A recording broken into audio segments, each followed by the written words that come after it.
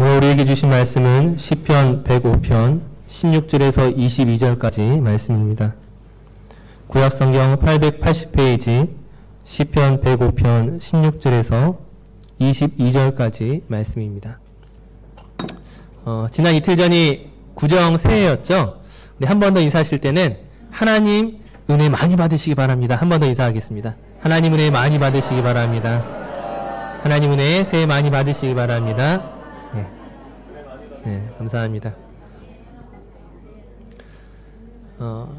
2014년 들어와서 저희 중고등부와 저희 청년부에서 목적이 이끄는 삶이라는 책을 가지고 성경 공부를 시작했습니다. 신앙 서적 가운데서는 베스트셀러로 유명한 책이고 아마 많은 분들이 읽어보셨을 줄로 믿습니다. 다시 한번 이 책을 제가 읽으면서 느끼게 되는 것은 참 나 자신이 목적 없이 살았다는 것이었어요. 물론 하나님을 위해 살겠다, 하나님의 영광을 위해 살겠다라는 커다란 목적은 있었지만 그러나 내 삶의 어떤 하나님을 위한 구체적인 목표가 참 없었다는 것들을 돌아보게 됩니다. 다시 한번 꿈을 생각하게 되고 다시 한번 하나님의 목적을 이루기 위해 내 삶이 무엇이 필요한가를 이렇게 좀 돌아보는 그런 시간들이었습니다. 제 어렸을 때 꿈이 과연 무엇이었을 것 같습니까? 아마 많은 사람들이 다 과학자가 되고 싶기도 하고 어렸을 때는 대통령이 되고 싶기도 하고 뭐 여러 가지 되고 싶은 게 많았는데 저는 좀 특이하게도 목사가 되고 싶은 게 저희 꿈이었습니다. 네, 너무 홀리해 보이나요? 사실 목사가 되고 싶은 저희 꿈이 저희 어떤 신앙적인 결단이나 믿음이라기보다는 어떤 주변의 상황에 의해서 좀 그렇게 만들어진 게 있어요. 제가 아직도 기억하는 게 저희 외삼촌이 목사님이신데 초등학교 5학년 때 설교를 듣다가 그때 뭘 아는지 감동을 받은 거예요. 그래서 나도 외삼촌처럼 목사님이 되고 싶다, 그런 생각을 갖게 된 거예요. 그래서 집에 돌아와서 아버지, 물론 아빠 그랬죠. 아빠, 엄마, 저 목사가 되고 싶어요. 아마 여기 계신 성도님들 가운데 내 자녀가 목사가 되겠다 그러면, 선교사가 되겠다 그러면 네 주제에 뭘 목사냐 이렇게 막으시겠지만 저희 집안 분위기는 굉장히 환호를 하는 거예요. 왜냐하면 이제 저희 고조 할아버지께서 목사님이셨는데 고조 할아버지 이후에 목사님이 안 계셨기 때문에 네가 대를 이어서 목사가 되면 정말 좋을 것 같다. 바로 당장에 이제 시골에 계신 할아버지에게 전화를 해서 종규가 목사가 되고 싶대요, 이 얘기를 하는 거예요. 그러니까 일가 친척의 분위기가 저에 대한 굉장한 기대로 모아졌습니다. 사실은 얼떨결에 얘기한 건데 말이 잘못 나온 거거든요. 사실은 생각 없이 나온 이야기임에도 불구하고 어떤 전 집안의 기대 속에서 종규는 목사가 돼야 되는 것처럼 그렇게 이렇게 흘러가 버렸어요. 사실 어떻게 보면은 아무 생각 없이 목사가 되겠다고 이렇게 다짐을 했었는데 그럼에도 불구하고 하나님이 은혜를 주셔서 여러 가지 체험들을 주셔서 다시 한번 내가 정말 목사가 되고 싶다라는 꿈을 갖게 되었습니다. 특별히 그런 계기가 있었다면은 제가 중학교 1학년 때 첫 여름 수련회를 갔었는데 학생부 여름 수련회를 가서 그때 말씀을 통해 은혜를 받고 예수 그리스도가 누구이신지, 죄가 무엇인지, 그 죄의 결과가 무엇인지 그 어린 나이였음에도 불구하고 그것이 너무나 마음 깊이 새겨졌고 수련회를 다녀와서 기도하게 되고 성경 읽게 되고 또 목사로서의 꿈을 조금 더 구체적으로 세워가기 시작했던 시점이 되었습니다. 잠깐 다른 이야기를 하자면 2주 전에 저희가 중고등부 수련회를 다녀왔습니다. 이 수련회를 다녀와서 학생들이 얼마나 많이 변화했는지 몰라요. 이번에 학부모님들이 돌아와서 하시는 이야기가 우리 아이가 성경책을 한 번도 안 펴보던 아이가 시키지도 않았는데 성경을 보고 있다는 거예요. 어떤 학생은 큐티를 한 번도 안 하던 학생이 이 수련회 때 큐티를 이렇게 해봤으니까는 집에서 큐티를 시작했다라고 이야기를 하는 거예요. 성경에 궁금한 것에 대해서 질문을 하고 그렇게 변화되는 학생들의 모습을 보면서 참 이 수련회라는 것이 얼마나 중요한가. 물론 우리가 1년 52주 주일 예배를 드리지만 정말 2박 3일 동안 함께 먹고 함께 자고 함께 게임하고 함께 예배하는 그 시간들을 통하여서 얼마나 많이 변화하는지 모른다는 거예요. 제 자신도 그런 수련회를 통하여서 정말 변화하고 정말 그 꿈을 키워나갔습니다. 하지만 오늘 말씀드리고 싶은 것이 그 어린 시절의 꿈을 제가 잘 간직하고 잘 준비하고 잘 훈련해서 과연 오늘 목사가 되어서 이 자리에 있느냐? 그걸 말하고 싶은 게 아니라는 거예요. 과연 목사가 될 만한, 또는 목사가 되었다 할지라도 정말 하나님이 기뻐할 만한 어떤 실력이나 믿음을 가지고 내가 이 자리 가운데 있는가? 내가 그것들을 정말 잘 준비하고 훈련해서 이 자리 가운데 있는가라고 질문한다면 결코 아니라는 거예요. 그 꿈을 이룰 만한 실력이나 자질이나 어떤 성품이나 준비되어 있는 것이 저에게는 아무것도 없다라는 거예요. 사도 바울이 고백했던 것처럼 나의 나된 것은 무엇입니까? 오로지 하나님의 은혜죠. 하나님의 은혜가 아니고서는 우리가 목사가 될 수도 장로가 될 수도 권사가 될 수도 이 자리 가운데 우리가 나올 수 없을 것입니다. 오직 하나님의 은혜로 우리가 이 자리 가운데 나온 줄로 믿습니다. 다시 한번 말씀드리지만 제 꿈이 무엇이었는가, 무엇이 되고 싶었느냐가 중요한 게 아니라는 거예요. 그걸 이룰 만한 실력이 나에게는 처음부터 없었기 때문에 정말로 중요한 것은 나의 꿈이 아니라 하나님의 꿈이 무엇인가, 하나님의 나를 향한 계획이 무엇이었는가를 아는 것이 중요합니다. 많은 사람들이 오늘 본문의 요셉에 대해서 꿈장이라고 이야기합니다. 그가 어린 시절 17살 때 꾸었던 그 꿈을 가지고서 간직하고 잘 준비하여서 정말 어떤 고난과 역경 속에서도 이 꿈을 놓치지 않았기 때문에 그가 마침내 애굽의 총리 대신이 되었다라고 쉽게 생각합니다. 하지만 과연 요셉의 꿈이 과연 그 요셉을 그 자리까지 인도했을까요? 요셉이 그 꿈을 간직하여서 잘 훈련하고 준비하여서 그 모든 역경과 고난을 이겼겠습니까? 우리가 성경을 상식적으로 봐야 됩니다. 우리에게 익숙한 대로 보는 것이 아니라 상식을 가지고 보면 그 일은 불가능하다는 거예요.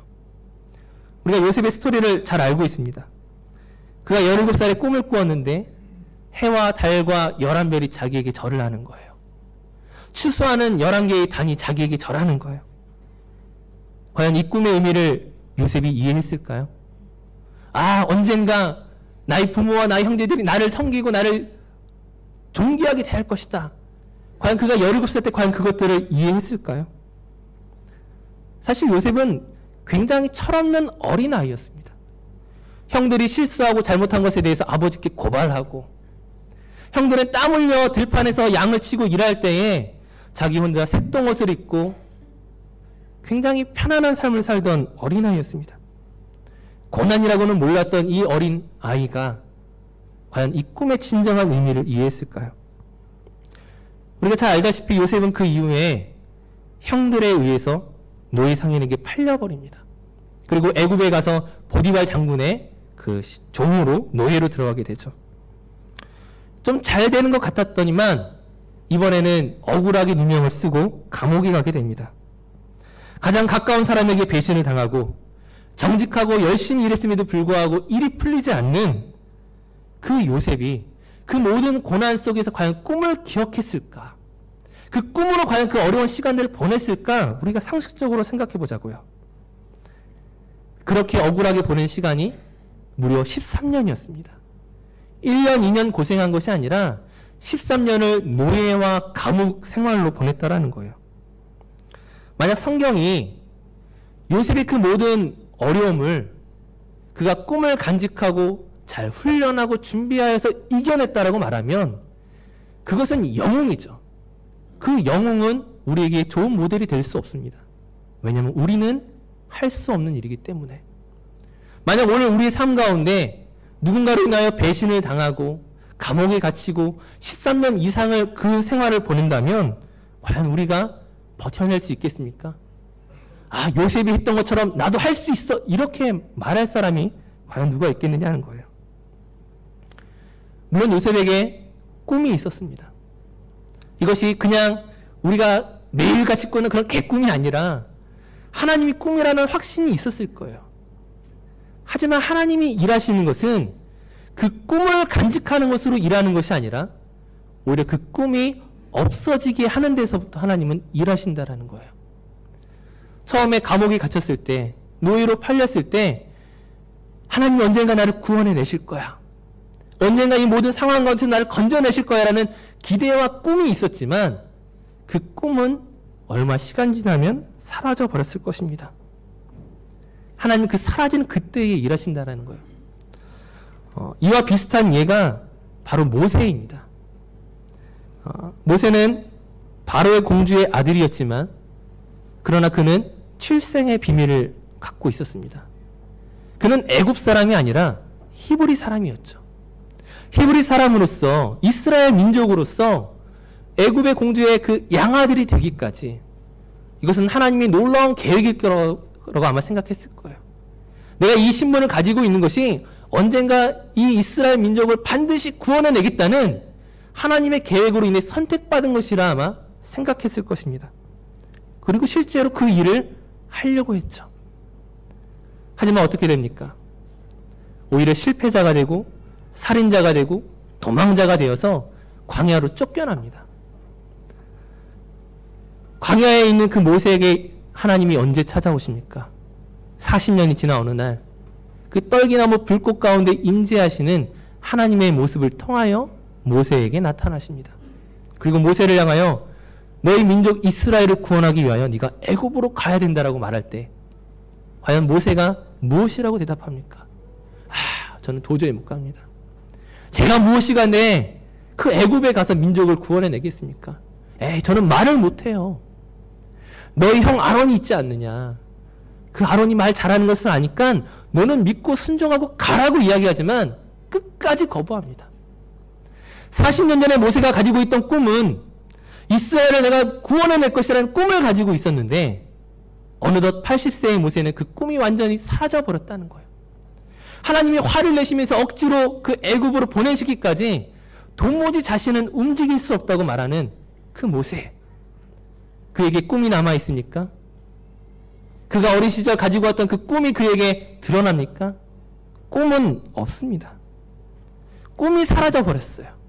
하지만 신기한 것은 모세의 꿈이 사라진 그 자리 가운데 하나님이 일하시는 타이밍이 되었다라는 거예요. 마찬가지로 요셉에게 있어서 그 모든 고난의 시간들, 그 어려웠던 13년의 시간들을 통하여 하나님이 계획하신 것은 무엇입니까? 요셉이 그 꿈을 가지고 이겨내는 것을 요구하시는 것이 아니라 그 13년이라는 시간을 통하여 요셉의 꿈을 없이 하시는 거예요. 만약 요셉이 끝까지 그 꿈을 붙잡았다면 13년이 아니라 20년, 30년이 되었을지도 모릅니다. 결국에는 요셉에게 있어서 그 모든 꿈이 사라져 버렸어요. 요셉이 그 꿈을 기억한 때가 언제입니까? 요셉이 그 꿈을 기억한 것은 무려 22년이 지나서요. 17살의 요셉이 22년이 지나서 애굽의 총리 대신이 되어 자기의 형들을 만난 그때서야 요셉은 꿈을 기억합니다. 창세기 42장 9절 말씀을 보게 되면은 요셉이 형들을 만난 그때에 이렇게 고백을 합니다. 요셉이 그들에게 대하여 꾼 꿈을 생각하였다고 말합니다. 17살의 노예상인에게 팔려나가고 보디발 장군의 집에서 가정총무가 되고 억울하게 누명을 쓰고 감옥에 갇혔다가 거기서 술 맡은 관원장의 꿈도 해몽해 주었지만 여전히 변하지 않는 상황이 계속되다가 꿈이 사라진 그때에 하나님은 애굽을 총리 대신으로 만드시고 여전히 그 이후에도 그에게 꿈이 기억되진 않았어요. 만약 그가 꿈을 기억했다면 총리 대신이 되자마자 아마 사람을 보내어 자기 아버지를 모시고 왔을 겁니다. 하지만 아버지를 찾아갈 용기가 없어요. 아버지를 다시 만날 용기가 없어요. 아버지를 만나는 그 자리에 자기의 형들도 있었기 때문에 도저히 찾아가지 못하고 포기하고 있던 그 꿈이 변화된 형들의 모습을 통하여 새롭게 바뀌기 시작한 것입니다. 요셉이 17살에 기억했던 그 형들의 모습은 동생을 죽이려고 하는 잔인한 형들이었어요. 정이 없는 형들이었어요. 도저히 그 형들을 용서할 마음이 없었기 때문에 꿈도 사라지고 고향으로 돌아갈 희망도 사라져 있던 그때에 바뀌어진 형들의 모습이 요셉으로 하여금 꿈을 기억하게 하는 것입니다. 베냐민 막내 동생을 위하여 유다가 자기를 내놓습니다. 차라리 나를 가두시고 차라리 나를 종으로 만드시고 이 베냐민은 아버지에게 보내십시오.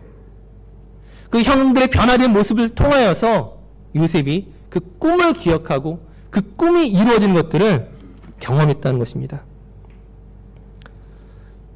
그렇다면 요셉이 꿈도 없이 그 꿈으로 이 모든 시간을 이겨낸 것이 아니라면 어떻게 이 시간들을 이겨냈습니까?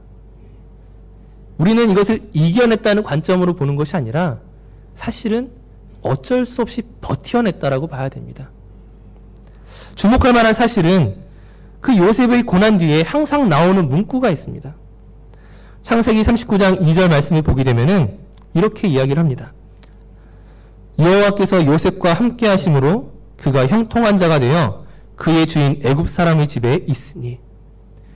요셉이 형들에게 팔려 보디발 장군의 집에 갔습니다. 그곳에서 하나님이 무엇이라고 말씀하십니까? 요셉과 함께 계심으로 그가 형통한 자가 되었다고 말합니다. 39장 23절 말씀입니다. 39장 23절 말씀에 이렇게 이야기합니다. 간수장은 그의 손에 맡긴 것을 무엇이든지 살펴보지 아니하였으니 이는 여호와께서 요셉과 함께 하심이라. 여호와께서 그를 범사에 형통하게 하셨더라. 즉 그가 고난당하는 그 현장에 항상 나오는 문구는 하나님의 그와 함께 하심으로 말미암아 그가 형통한 자가 되었다라는 거예요. 하지만 이 형통이라는 것에 대해서 우리가 다시 한번 생각해 봐야 돼요. 요셉에게 있어서 이 일이 형통한 일이었습니까? 앞서 이야기했던 것처럼 요셉이 하나님과 함께 하심으로 말미암아 지금 이기고 승리하는 것이 아니라 이것은 그냥 버텨내는 것 외에는 아무것도 아니라는 거예요. 보디발 장군의 은혜를 입어 가정 총무가 되는 것이 형통한 일입니까? 애초에 팔리지 않는 것이 형통한 일이죠. 간수장에게 은혜를 입어서 그 감옥 안에 있는 모든 재반 사물을 맡는 것이 형통한 일입니까? 감옥에 가지 않는 것이 형통한 일이죠. 요셉이 이 13년 동안 자기는 형통한 자라고 아마 생각하지 못했을 것입니다. 그 13년의 그 감옥과 같은 정말 그 고난의 시간을 형통한 자라고 생각했다면 감히 우리가 따라갈 일이 없겠죠. 근데 요셉은 따라갈 수 없는 그런 자가 아니라는 거예요. 이 형통은 하나님의 관점입니다. 요셉이 느끼는 형통함이 아니라 하나님이 말씀하시는 형통이에요. 왜냐하면 하나님의 계획대로 가고 있기 때문에. 지금 이 요셉을 노예로 팔아버리고 감옥으로 보낸 것이 형들이 아니라는 거예요. 보디발 장군의 아내가 아니라는 거예요. 지금 이 요셉을 이 자리 가운데 두어서 이 고난과 어려움을 겪게 하시는 이는 하나님이십니다. 하나님의 관점으로 이 일들이 이루어지고 있기 때문에 이것은 뭐예요? 형통이라는 거예요. 하나님이 그 자리에 함께 하시고 있기 때문입니다. 하나님이 과연 왜 이 일들을 이렇게 하십니까? 요셉을 통하여 무슨 일을 이루시고자 그를 그 어려운 가운데 두시느냐 하는 거예요. 하나님의 계획과 사람의 계획은 다릅니다. 사람의 꿈과 하나님의 꿈이 다르다는 거예요. 사람의 소원과 하나님의 소원은 다릅니다. 먼저 다른 이야기를 하면 우리가 잘 알고 있는 요셉의 아버지 야곱은 어떠한 사람이었습니까? 야곱은 믿음의 족장이었지만 그러나 믿음을 우리에게 보여주는 사람이 아니었어요. 그의 평생 가운데 야곱이 보여주는 것은 얼마나 이기적이고 사기꾼과 같은 인생이었는가를 보여줍니다. 그가 결국에는 아버지를 속이고 형을 속였다가 도망자가 되어서 외삼촌 라반의 집으로 쫓겨납니다. 도망가는 길에 베델이라는 곳에서 우리가 잘 알다시피 꿈을 꾸고 그 속에서 하나님을 만납니다. 하나님을 만나고 야곱이 서원하여 이르되 이렇게 이야기합니다. 창세기 28장 20절에서 22절 말씀입니다. 야곱이 이런 서원을 합니다. 야곱이 서원하여 이르되 하나님이 나와 함께 계셔서 내가 가는 이 길에서 나를 지키시고 먹을 떡과 입을 옷을 주시어 내가 평안히 아버지 집으로 돌아가게 하시오면 여호와께서 나의 하나님이 되실 것이요 내가 기둥으로 세운 이 돌이 하나님의 집이 될 것이요 하나님께서 내게 주신 모든 것에서 10분의 1을 내가 반드시 하나님께 드리겠나이다 하였더라. 하나님의 전을 세우고 11조를 하겠다라는 그럴듯한 조건을 걸었어요. 하지만 이것이 과연 하나님이 원하시는 조건이었을까요? 야곱의 진짜 소원은 무엇이었습니까? 나에게 먹을 떡을 주시고 나에게 입을 옷을 주시고 평안히 아버지 집으로 돌아가게 하여 주소서. 고생하지 않도록. 그가 형의 장자권을 빼앗고 아버지의 축복 기도를 빼앗은 이유가 무엇이에요? 평안한 삶이에요. 고생하기 싫다는 거예요. 그냥 나는 내가 원하는 삶을 살고 싶다라는 정욕과 욕심밖에 없었다라는 거예요. 야곱의 소원은 이러했지만 하나님의 소원은 다릅니다. 창세기 28장 14절 15절 말씀에 베델에서 하나님은 야곱에게 이렇게 이야기하십니다. 내 자손이 땅에 티끌같이 되어 네가 서쪽과 북쪽과 동쪽과 북쪽과 남쪽으로 퍼져나갈지며 땅의 모든 족속이 너와 내 자손으로 말미암아 복을 받으리라. 내가 너와 함께 있어 네가 어디로 가든지 너를 지키며 너를 이끌어 이 땅으로 돌아오게 할지라. 내가 내게 허락한 것을 다 이루기까지 너를 떠나지 아니하리라 하신지라. 하나님께서 야곱에게 복을 주시길 원하시지만 그 복을 이루시는 방법이 무엇입니까? 야곱이 원했던 것처럼 평안하게 고생하지 않고 누릴 거 다 누리면서 얻기를 원하도록 하나님이 인도하십니까? 아니요. 하나님이 반드시 돌아오게 하시겠지만 그 하나님의 방법은 내가 너에게 허락한 것을 다 이루기까지는 그것이 안 된다라는 거예요. 내가 너를 향한 계획이 있다라는 거예요. 내가 너를 믿음의 족장으로 믿음의 사람으로 만들겠다라는 목적이 있다라는 것이에요. 이것을 이루기까지 나는 나의 일을 하겠다라는 거예요. 결국 베델을 지나 외삼촌 라반의 집에서 야곱이 경험하는 것이 무엇입니까? 그가 원했던 평안과 고생하지 않는 일이었습니까? 오히려 자기보다 더한 사기꾼을 만나잖아요. 외삼촌이고 자기의 장인 어림에도 불구하고 오히려 자기를 학대하고 자기를 속이는 라반을 통하여 얼마나 많은 고생을 합니까? 이 야곱의 소원이 하나님을 향한 영적인 소원이 아니었음이 분명하게 드러나는 것이 나중에 고향에 돌아와서도 하나님과의 약속을 지키지 않습니다. 내가 베델에 돌아와 하나님 앞에 단을 쌓고 11조를 드리겠다고 했는데 베델에 가지 않아요. 그냥 세겜성에 머물러 있습니다. 세겜성에서 자기의 딸 디나가 강간을 당하고 자기 아들들이 아버지에 대해서 반역을 하고 전혀 통제가 되지 않는 그 상황 속에서 야곱이 고백하는 것이 무엇입니까? 아, 베델로 돌아가자. 그때서야 야곱 자신의 꿈을 기억하고 돌아갔다라는 거예요. 이 모든 과정을 통하여 하나님이 무엇을 만드십니까? 야곱을 믿음의 사람으로 만드시는 거죠. 전혀 믿음의 사람답지 않은, 전혀 믿음의 족장답지 않은 그 야곱을 그 모든 고생과 수고와 아픔을 통하여 하나님은 그를 변화시키셨습니다. 마찬가지로 지금 오늘 이 요셉에게 있어서 하나님의 계획이 있다라는 거예요. 물론 야곱과 요셉은 다릅니다. 야곱은 인간의 정욕과 술수에 능숙한 사람이었기 때문에 당한 고난이었다면 요셉은 정직한 사람이었어요. 인간적으로 보면 아버지 야곱과는 다르게 정말 괜찮은 사람이라는 거예요. 비록 그가 형들의 잘못을 아버지에게 고발하기도 했었지만 사실 고발하지 않고 형들과 타협하는 것이 훨씬 더 이익이 많았을 거예요. 하지만 그는 형들과 타협하지 않습니다. 그것이 훨씬 이득이 되었을 텐데 아버지에게 다 이야기를 해버린다는 거예요. 보디발 장군의 집에서 그가 그 아내의 유혹에 슬쩍 넘어가 주는 것이 그에게 이로운 것이 많았겠지만 타협하지 않는다는 거예요. 자신을 정직하고 순결하게 지킬 줄 아는 청년이었습니다. 그럼에도 불구하고 고난이 필요하다는 거예요. 그럼에도 불구하고 하나님이 계획하신, 하나님이 목적하신 그 요셉을 통한 하나님의 꿈을 이루기 위하여 그에게도 연단의 시기가 필요했다라는 거예요. 즉 야곱과 같은 인생이든 요셉과 같은 인생이든 사람은 하나님의 그 과정을 거쳐나가야 됩니다. 하나님 앞에서 의로운 사람이 없다라는 거예요. 하나님 앞에서 자기를 자랑할 만한 사람은 그 누구도 없습니다. 그 모든 고난 가운데 하나님의 목적을 알게 되는 거예요. 창세기 45장 5절 말씀에 요셉이 이렇게 고백을 합니다. 형제들을 만난 그 자리에 총리 대신으로서 만난 그 자리에서 이렇게 이야기합니다.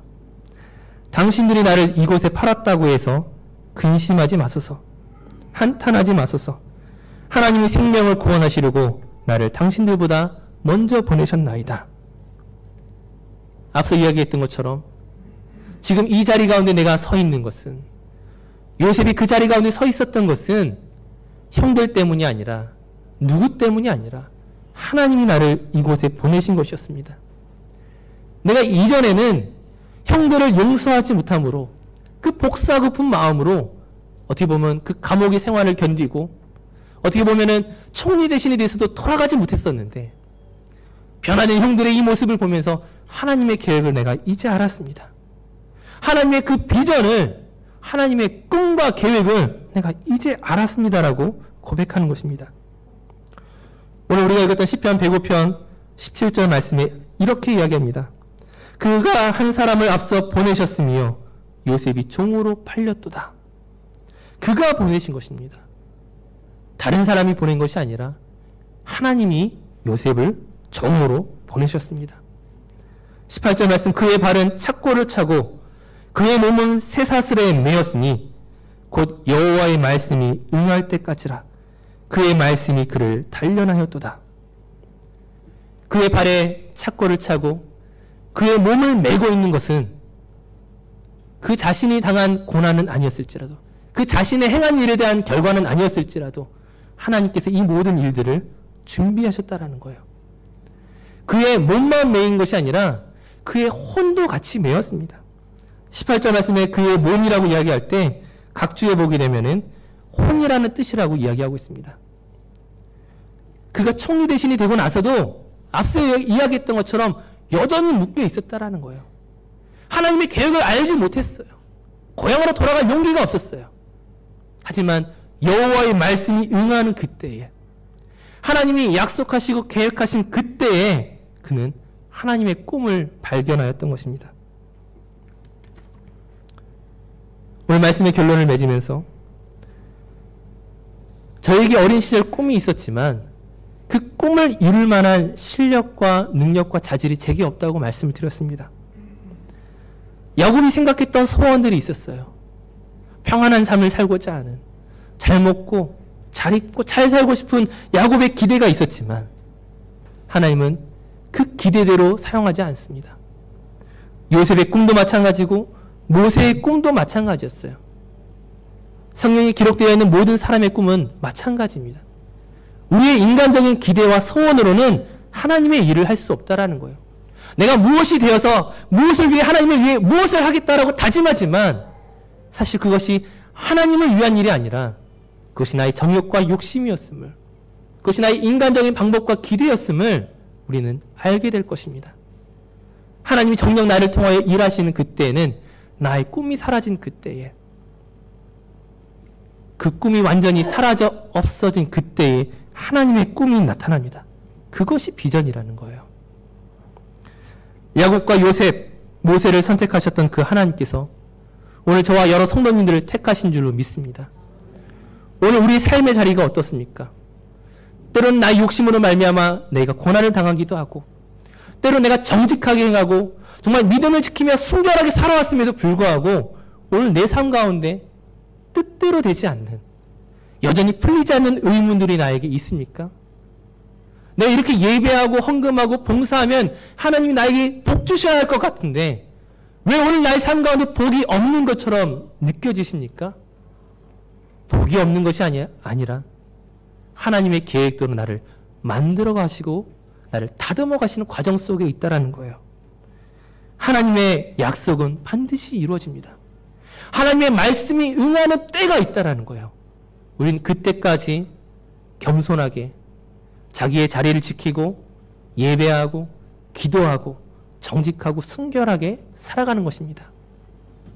물론 우리는 부족하지만, 여전히 인간적인 기대가 더 많이 앞서기도 하지만 나를 변화시키는 것은 내가 아니라 하나님이신 줄 믿습니다. 하나님께서 저와 여러분을 새롭게 믿음의 사람으로 바꾸어 가실 것입니다. 우리 시간 함께 기도하겠습니다. 우리 한번 같이 기도했으면 좋겠습니다.